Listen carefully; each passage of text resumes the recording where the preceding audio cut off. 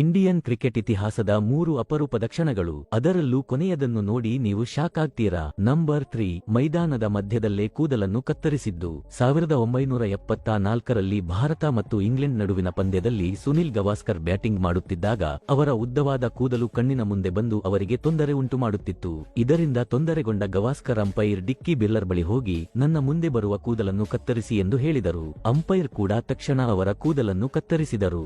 Number 2, 100 ಶತಕಗಳ ಸಾಧನೆ. ಕ್ರಿಕೆಟ್ನ ದೇವರು ಎಂದು ಕರೆಯಲ್ಪಡುವ ಸಚಿನ್ ತೆಂಡೂಲ್ಕರ್ ಅಂತಾರಾಷ್ಟ್ರೀಯ ಕ್ರಿಕೆಟ್ನಲ್ಲಿ 100 ಶತಕಗಳನ್ನು ಬಾರಿಸಿ ಕ್ರಿಕೆಟ್ ಅನ್ನು ಭಾರತದ ಮಟ್ಟಿಗೆ ಮತ್ತು ಜಗತ್ತಿನ ಮಟ್ಟಿಗೆ ಬಹಳ ಎತ್ತರಕ್ಕೆ ಕೊಂಡೊಯ್ದಿದ್ದಾರೆ. ನನ್ನ ಪ್ರಕಾರ ಸಚಿನ್ ಸರ್ನ ಈ ದಾಖಲೆಯ ಮಟ್ಟಿಗೆ ಜಗತ್ತಿನ ಯಾವುದೇ ಆಟಗಾರ ಸಮಾನತೆ ಸಾಧಿಸಲು ಸಾಧ್ಯವಿಲ್ಲ.